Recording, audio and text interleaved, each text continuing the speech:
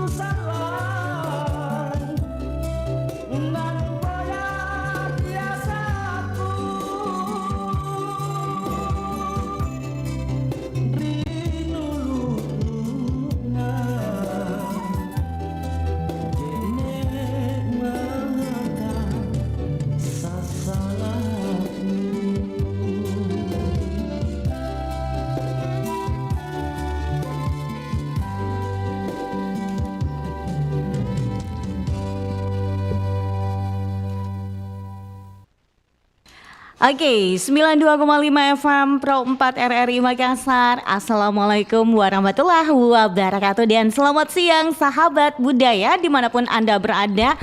Senang sekali untuk siang hari ini kembali lagi menyapa Anda. Selamat budaya di edisi hari Senin tanggal 13 Januari 2025. Ya, awal pekan sahabat budaya. Kembali lagi bersama saya Dewi Satriani hadir dalam program acara kita, yaitu obrolan UMKM dan kuliner. Dan kali ini kita akan membahas terkait dengan smart positif di masa muda, cuan dengan bisnis online. Dan alhamdulillah ya, narasumber kita sudah berada di studio yang akan memberikan atau berbagi pengalaman, berbagi tips ya seputar UMKM. Ada dari owner Anissa Hijab, ada Kak Anissa Asyura. Langsung aja kita menyapa Kak Anissa. Hai, assalamualaikum Kak Anissa. Hai Kak, waalaikumsalam warahmatullahi wabarakatuh. Alhamdulillah ini udah dari tadi datang ya di studio. Oke. Nah, kita akan berbincang terkait dengan smart positif di masa muda, cuan dengan bisnis online. Nah, kenapa sih mesti kita mengangkat topik seperti ini nih Kak?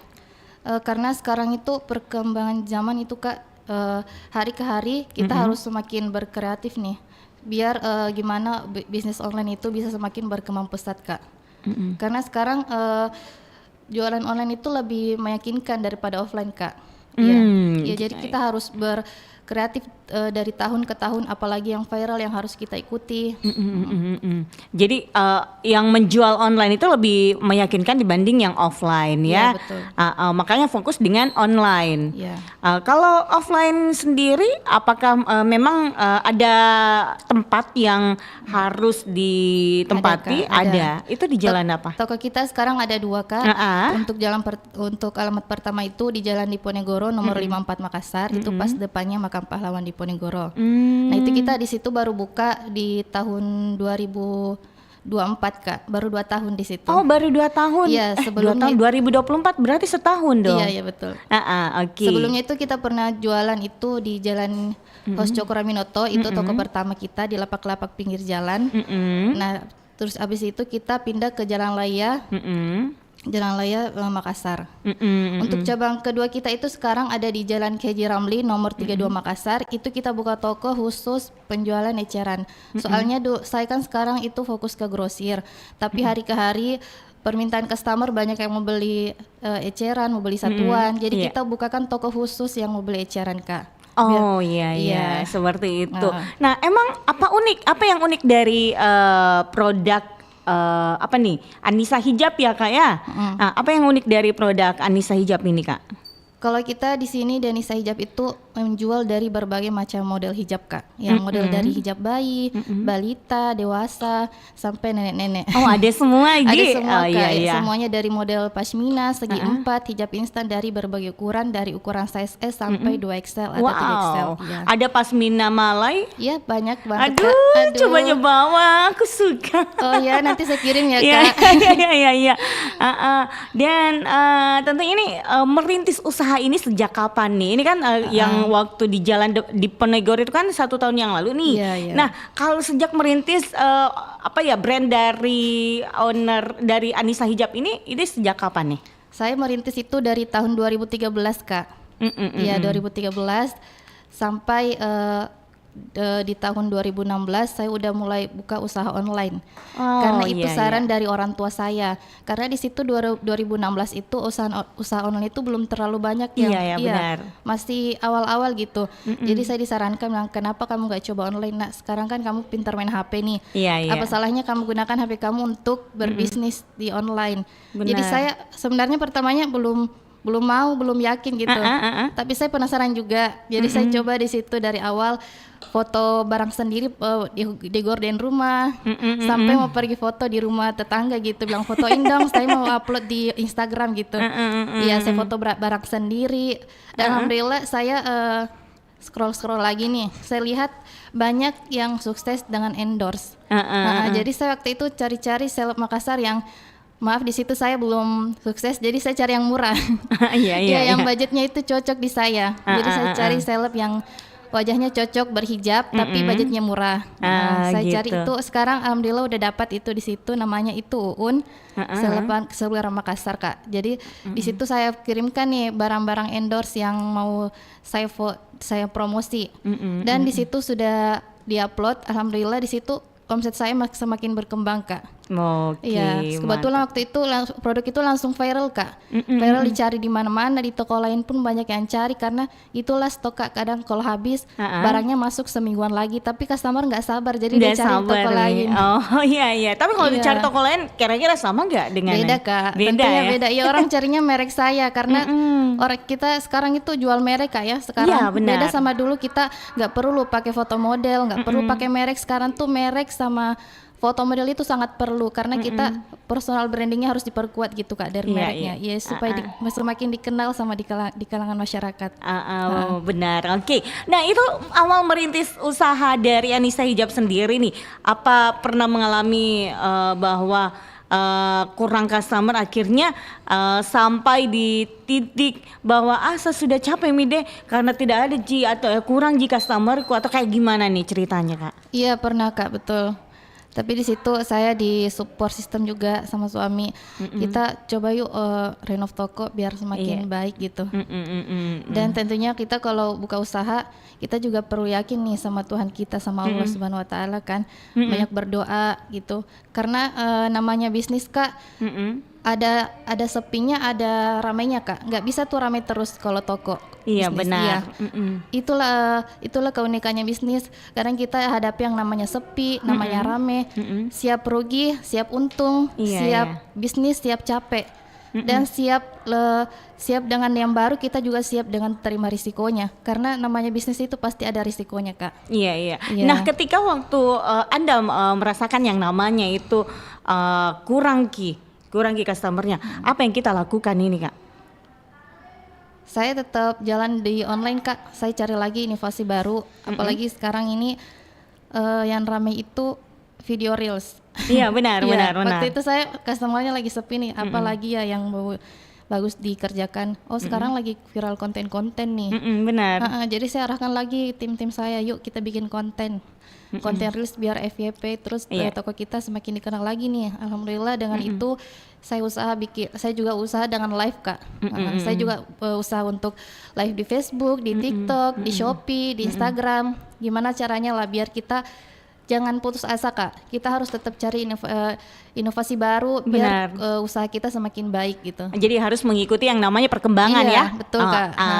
Oke, yang menjadi motivasi ya sehingga kakak ini harus merintis usaha seperti ini, apa yang menjadi motivasinya ini? Misalnya, saya harus ini buat usaha seperti ini deh. Oh iya Kak. Gini Kak, saya kenalin dulu diri saya Kak. Saya ini anak yang menikah muda di umur 13 tahun. 13 tahun udah nikah? Iya. Berarti kira-kira SMP kelas 1 ya? Betul Kak, saya sekolahnya cuma sampai SMP kelas 1 karena saya harus bekerja setelah menikah. Wow. Kenapa bisa harus menikah pada umur usia yang sangat muda? Dijodohkan. Karena memang latar keluarga saya rata-rata menikah muda Kak. Iya. Orang apa Ki memang? Orang Sengkang Belawa Kak. Orang Sengkang Belawa ya. Jadi menikah muda gitu. Saya adalah anak kecil yang masih menginginkan masa-masa berteman, bermain. Tapi takdir berkata lain. Takdir bilang, Nisa kamu harus jalan di jalan yang berbeda. Dan dijodohkan dengan keluarga. Betul. Keluarga sepupu juga. Saya sendiri. Sepupu berapa kali tuh? Sepupu 1 kali. Saudara. Terus ini yang cowoknya nih nikah muda juga? Enggak, dia sudah umur 25 waktu itu Kak. 25. Saya beda 10 tahun. Iya. Udah matang gitu ya. Oke, terus. Dan situ saya selalu minder nih Kak, lihat teman-teman yang enak bisa bersekolah dengan baik, sedangkan saya harus bekerja dengan keadaan yang baru.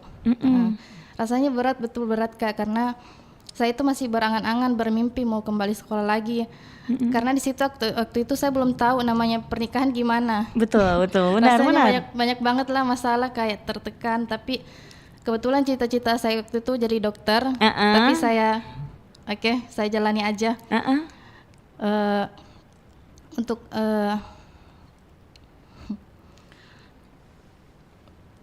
anti kamu ini.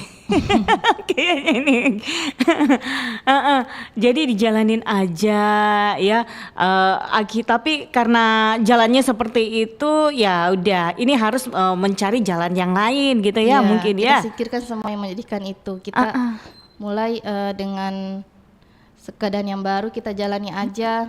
Jadi 2014, 2015 saya jualan masih offline Kak di Jalan Hos Cokroaminoto. Itu pada usia masih sangat muda itu sudah berpikir untuk ini ya? Iya, masih 13 tahun, 14 Tunggu tahun. dulu, itu umur 14 tahun, 13 tahun itu pada tahun berapa? 2013 saya menikah Kak, jadi 2014. 2013, Masya Allah. Saya kelahiran 2001 Kak. 2001, oke. Aku masih sekolah sih emang, masih SMP juga. Iya. Oke. Ya lanjutlah ke 2016 nih. Disitulah mama saya bilang kamu coba dong bisnis online. Jadi situlah saya merintis Kak, mulai dari foto produk sendiri, balas chat sendiri, packing sendiri, semuanya dikerjakan dari nol. Saya juga pernah sentral kan tutup jam 6 nih Kak, tapi saya tetap tinggal di sentral sampai jam 1 malam buat packing barang karena alhamdulillah di situ customer saya semakin banyak melalui itu di sentral milik sendiri juga produk-produknya. Iya Kak, ready stock di toko di situ barangnya. Packing sendiri sama suami sampai jam 1 malam, jam 2 malam. Besoknya lagi jam 9 kita mulai sampai malam. Pernah juga waktu itu 2017 saya udah hamil nih Kak, hamil muda. Jadi saya pindah nih ke rumah jualan online-nya.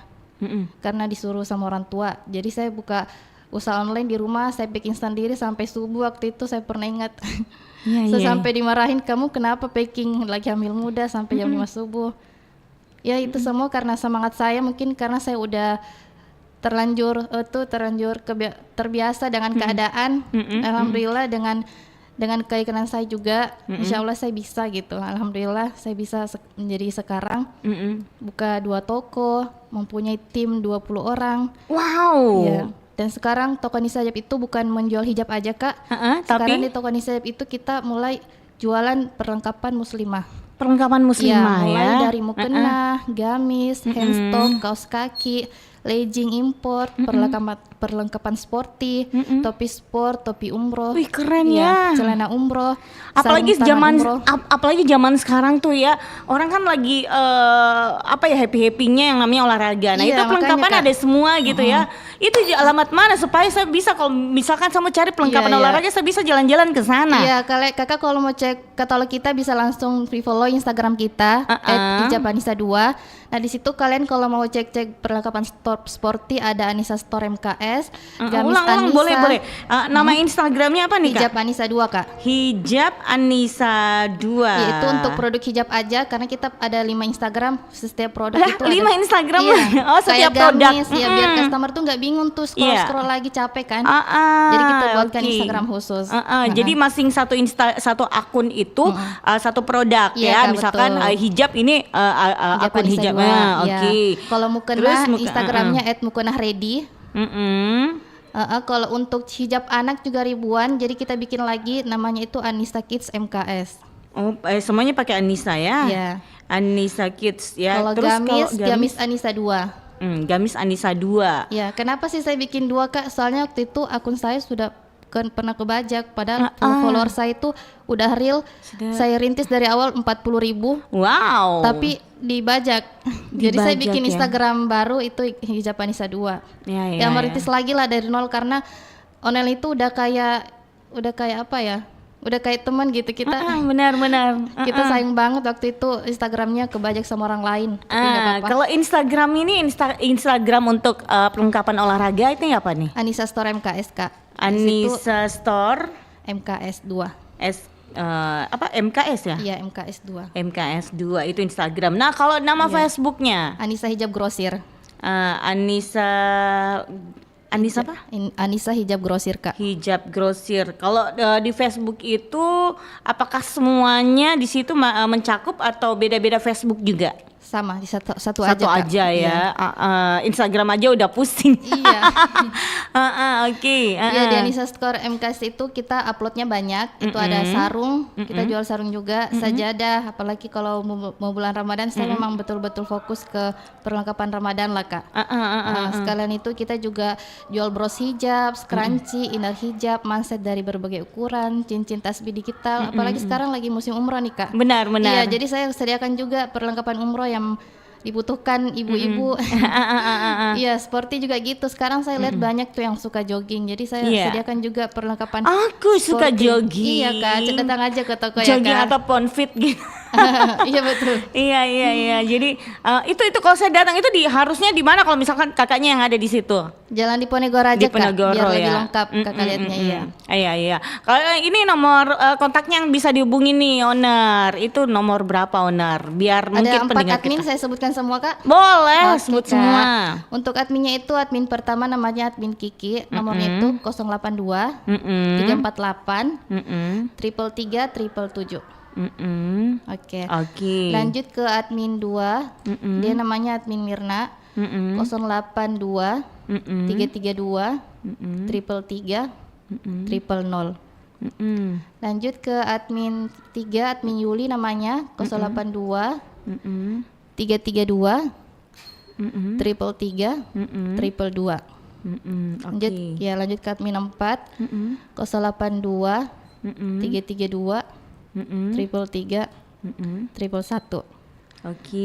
Ini ada admin lagi satu khusus yang mau beli satuan, yang beli yang kan itu admin grosir ya Kak ya. Iya, ini admin grosir. Iya, betul. Kalau mau beli satuan juga ada kontaknya Kak. Berapa tuh Kak? 082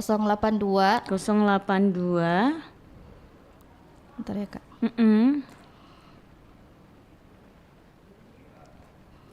Ini masih dicari dulu nomor kontaknya ya pendengar ya.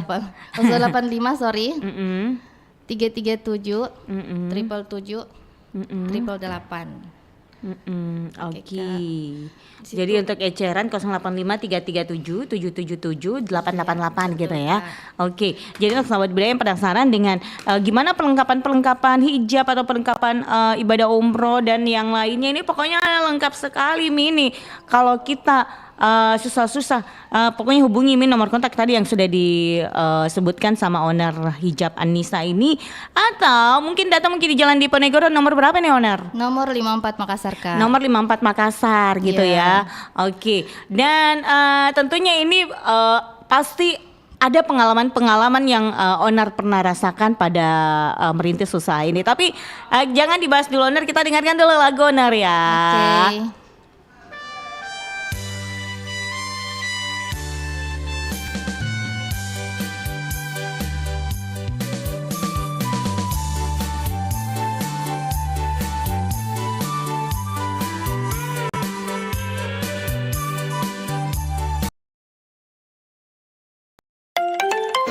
Pencegahan stunting dapat dilakukan dengan cara memberikan ASI eksklusif selama 6 bulan pertama kehidupan si kecil. Dilanjutkan dengan makanan pendamping yang bergizi seimbang. Pastikan juga lingkungan tempat tinggal selalu bersih dan sehat untuk mencegah infeksi. Pencegahan stunting ini perlu dukungan dari orang tua, pemerintah, dan tenaga kesehatan. Dengan melakukan intervensi misalnya peningkatan akses kesehatan, memperkuat layanan kesehatan ibu dan anak khususnya di daerah yang sulit dijangkau. Jangan lupa periksakan kesehatan dan tumbuh kembang anak secara rutin di posyandu atau puskesmas. Deteksi dini dan tindakan cepat bisa membuat perbedaan besar dalam hidup si kecil.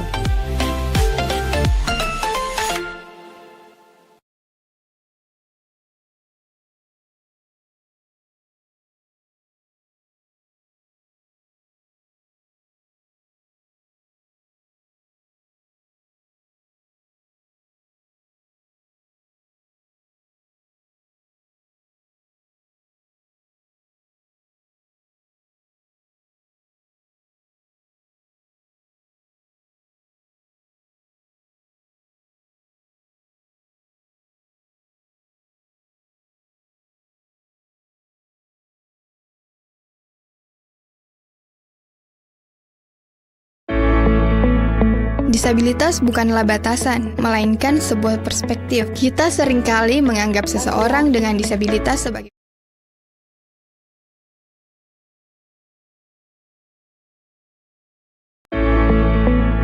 Disabilitas bukanlah batasan, melainkan sebuah perspektif. Kita seringkali menganggap seseorang dengan disabilitas sebagai berbeda, tetapi sebenarnya perbedaan itu justru dapat memperkaya kehidupan kita. Banyak inovasi teknologi dan metode pengajaran berasal dari kebutuhan khusus mereka yang hidup dengan disabilitas. Dengan mengadopsi pendekatan yang inklusif, misalnya anak-anak dengan disabilitas belajar bersama anak-anak non-disabilitas dalam lingkungan pendidikan yang sama. Kita tidak hanya memberikan kesempatan kepada mereka untuk berpartisipasi sepenuhnya, tetapi juga memperluas cara kita memahami dan menghargai keragaman. Di dunia yang semakin maju ini, penting bagi kita untuk membangun lingkungan yang mendukung, memastikan bahwa setiap individu memiliki kesempatan yang sama untuk berkembang dan berkontribusi.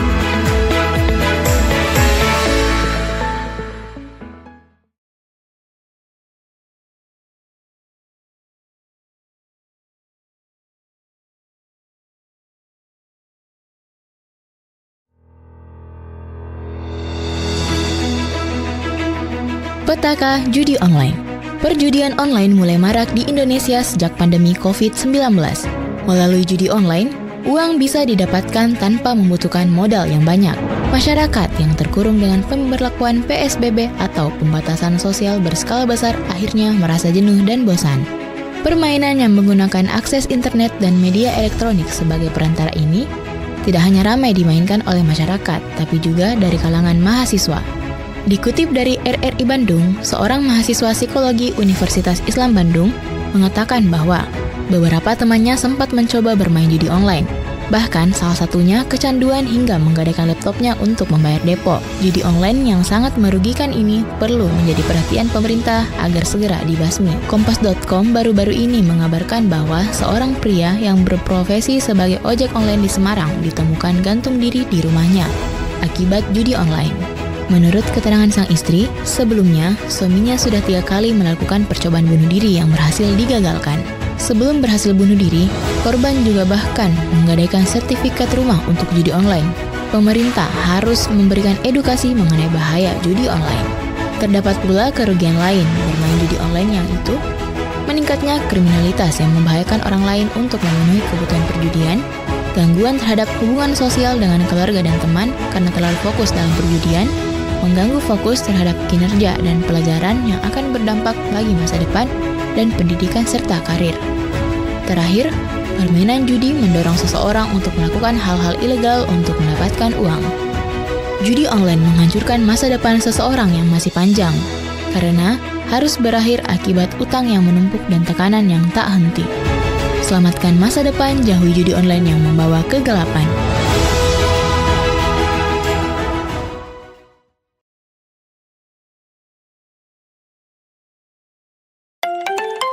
Pencegahan stunting dapat dilakukan dengan cara memberikan ASI eksklusif selama 6 bulan pertama kehidupan si kecil. Dilanjutkan dengan makanan pendamping yang bergizi seimbang. Pastikan juga lingkungan tempat tinggal selalu bersih dan sehat untuk mencegah infeksi. Pencegahan stunting ini perlu dukungan dari orang tua, pemerintah, dan tenaga kesehatan. Dengan melakukan intervensi misalnya peningkatan akses kesehatan, memperkuat layanan kesehatan ibu dan anak, khususnya di daerah yang sulit dijangkau. Jangan lupa, periksakan kesehatan dan tumbuh kembang anak secara rutin di posyandu atau puskesmas. Deteksi dini dan tindakan cepat bisa membuat perbedaan besar dalam hidup si kecil.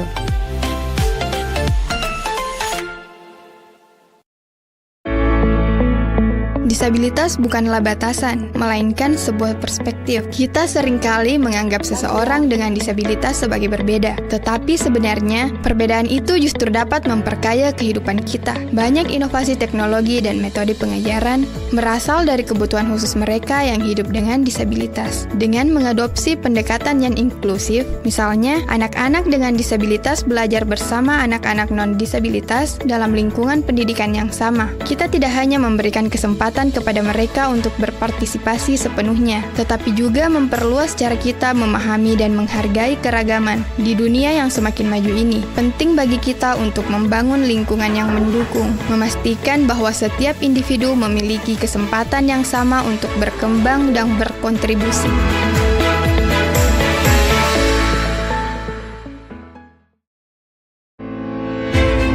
Jumlah penduduk miskin di Indonesia pada Maret 2024 sebesar 25,22 juta orang. Hal ini disebabkan oleh beberapa kondisi, di antaranya pertumbuhan penduduk yang tinggi, pendidikan yang rendah, distribusi pendapatan tidak merata, bencana alam, hasil pembangunan tidak merata, dan kesempatan kerja yang terbatas.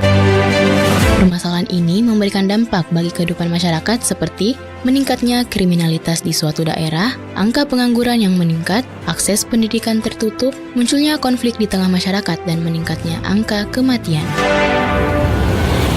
Pemerintah telah melakukan upaya untuk mengatasi kemiskinan di Indonesia, di antaranya dengan melakukan pembaruan pada DTKS atau Data Terpadu Kesejahteraan Sosial yang bertujuan agar dana bantuan sosial disalurkan kepada warga yang tepat, melakukan integrasi penyaluran bansos agar bantuan yang disalurkan tidak tumpang tindih, mengurangi beban pengeluaran masyarakat miskin dan hampir miskin, memberikan insentif di bidang pertanian, peternakan, serta perikanan, dan mengelola APBN dengan cermat. Cegah kemiskinan bersama wujudkan kesejahteraan.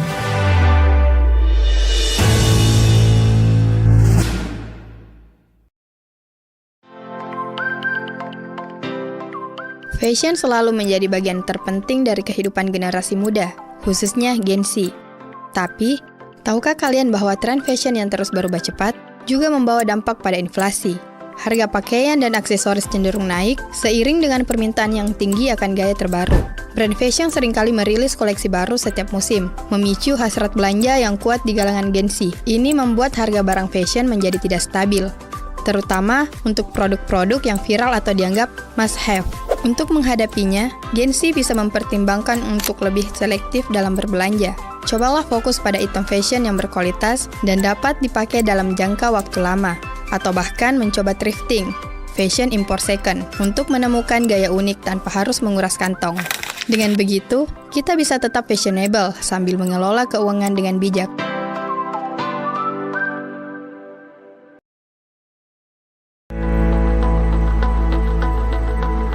Untuk mendorong pencegahan stunting perlu diketahui, nutrisi yang baik sangat penting untuk pertumbuhan dan perkembangan anak.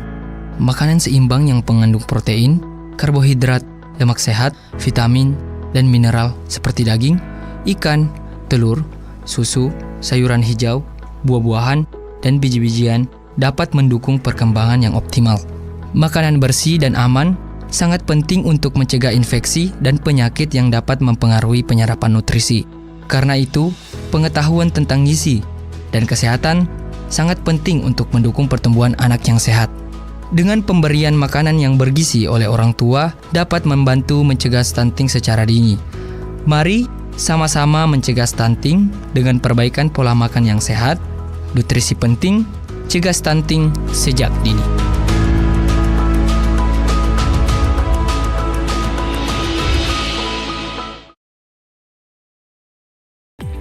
Secara harfiah, netizen berarti warga internet.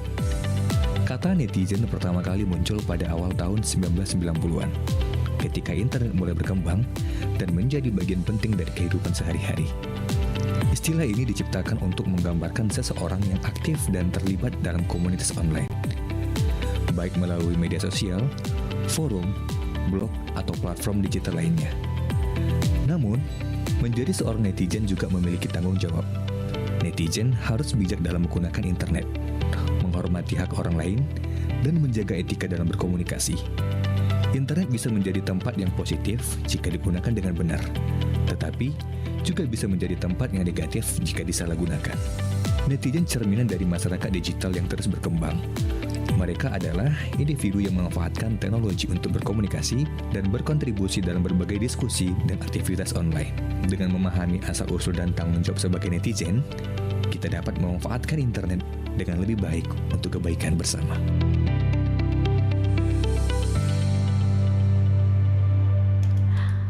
Oke, kita masih bersama di program acara yaitu Obrolan UMKM bersama owner Anissa Hijab, Kak Anissa Asyura ya. Oke, kita masih membahas terkait dengan smart positif di masa muda. Jadi cuan dengan bisnis online. Betul. Lagi-lagi kenapa orang lebih tertarik sama online? Ya, alasan dari Kak Anissa itu adalah lebih menjanjikan online ya ketimbang offline gitu. Ya, nah, ini kan tadi kalau yang namanya online otomatis itu berkaitan dengan peran dari media sosial toh Kak.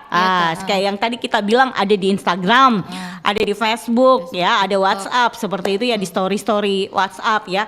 Nah, kalau berbicara tentang Reels ini Kak, yang buat konten Reels itu siapa nih yang buat?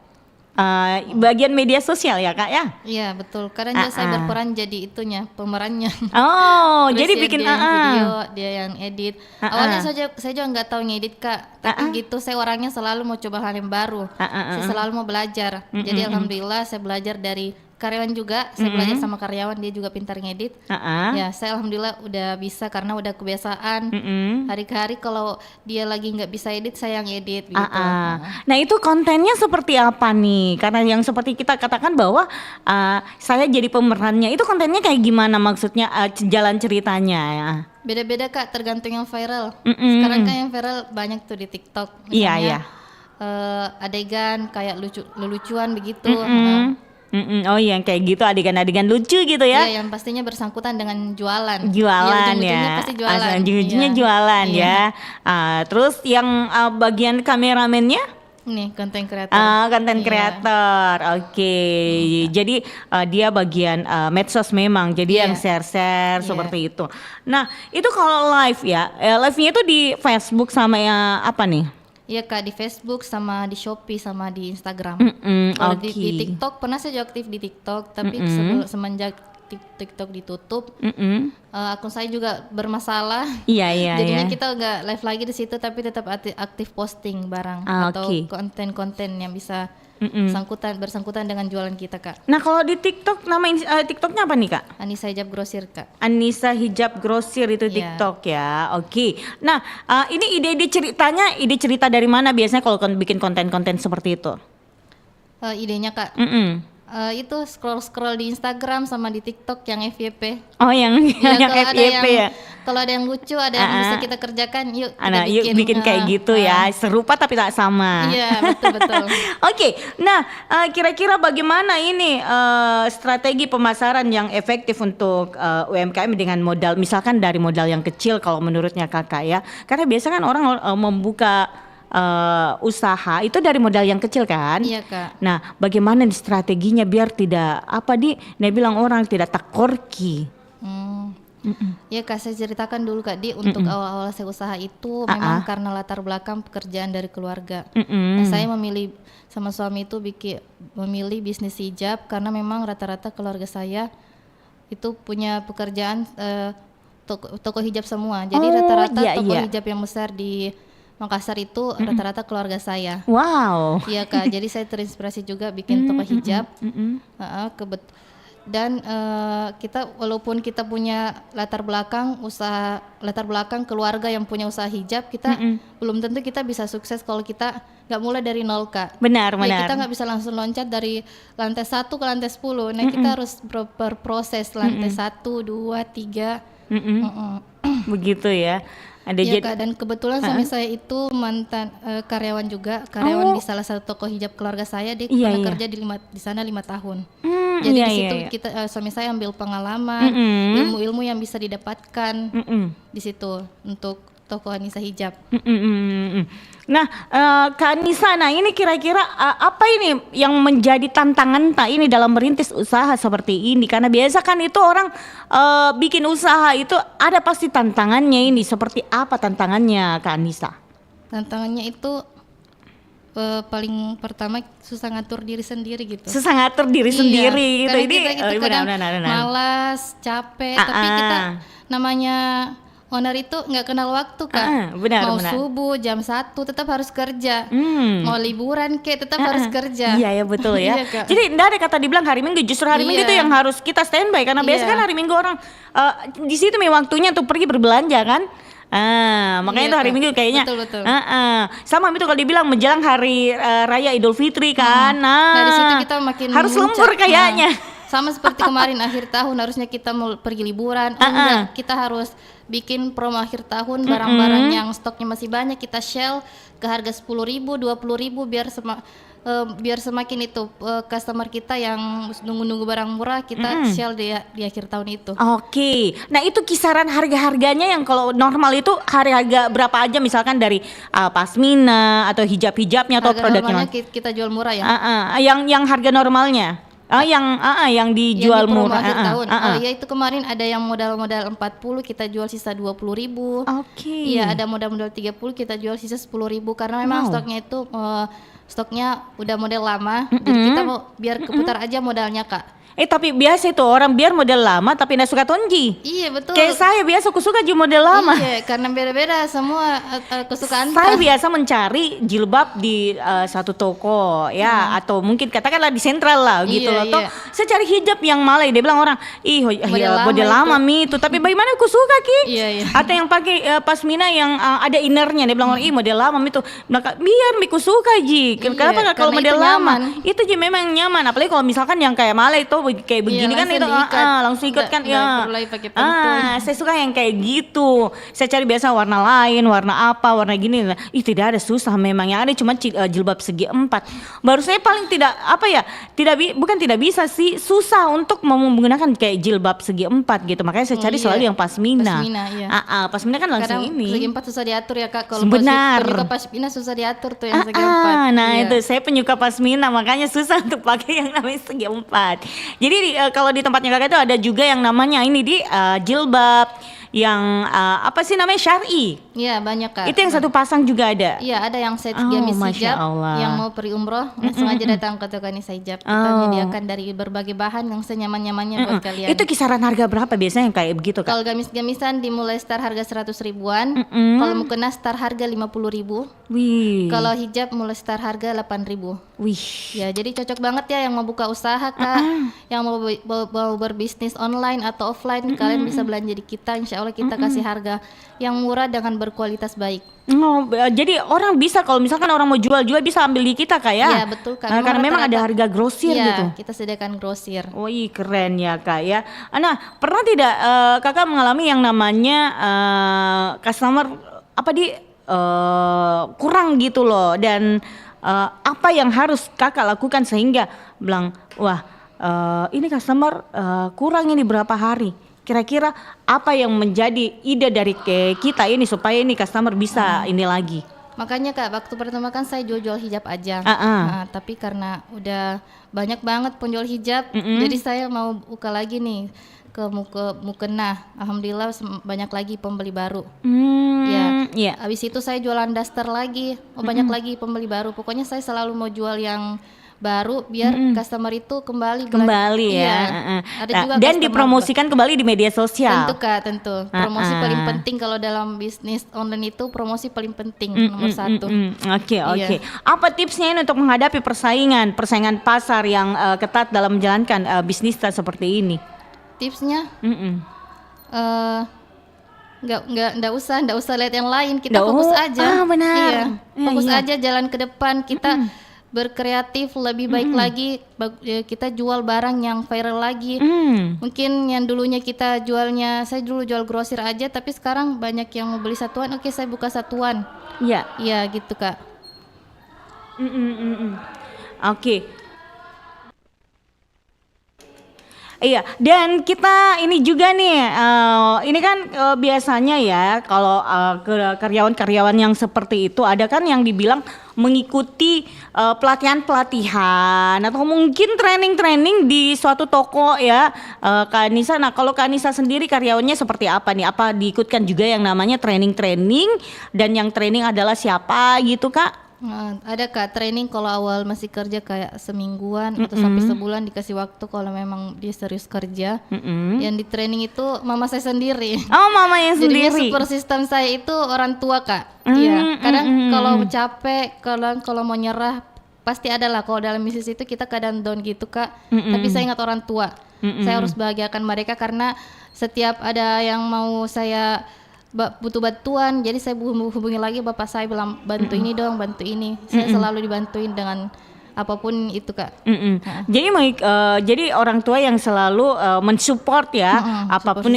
Kalau orang tuanya sendiri, apakah orang tua juga ya mengikuti bisnis seperti ini atau kayak gimana? Iya, mama saya dulu jualnya itu mukena sama baju, tapi dia jualannya di kantor-kantoran Kak. Oh, di kantor-kantoran. Iya. Karena kenapa di kantor-kantoran? Ya itu memang dari awal Kak. Dari awal mama saya jual itu di kantor, coba nawarin ke rumah kos-kosan gitu. Dari awal juga dia ambil barang, jual di kos-kosan, di rumah-rumah orang. Tapi alhamdulillah dia ambil barang langsung di Jakarta. Akhirnya dia jual di kantor-kantoran yang itu Kak, kadang nyicil kan. Ya. Kenapa bisa masuk langsung di kantoran? Ini kan biasa ada dibilang ordal. Iya, ada temannya Kak, temannya. Oh, ada temannya. Nah, tapi lama-lama dikenal, temannya udah berhenti ya. Temannya udah berhenti itu. Jadi untuk dia mama saya tetap lanjut. Rekomendasikan, tapi orang tua tetap lanjut untuk ini kan mempromosikan di sana. Jadinya mama saya juga hobi jualan. Hobi jualan ternyata ya. Jadinya dia yang training karyawan-karyawan gimana biar semakin baik lagi pelayanan kita di tahun 2025, karena di offline store itu yang paling perlu itu pelayanan Kak. Oke. Nah, pernah tidak mendapatkan yang namanya customer komplain atau mungkin ada customer yang langsung menyukai dengan produk sehingga tidak mau pindah-pindah atau bagaimana nih ceritanya? Iya pernah Kak, kalau komplain itu pasti yang dilewati di online itu pasti ada komplain.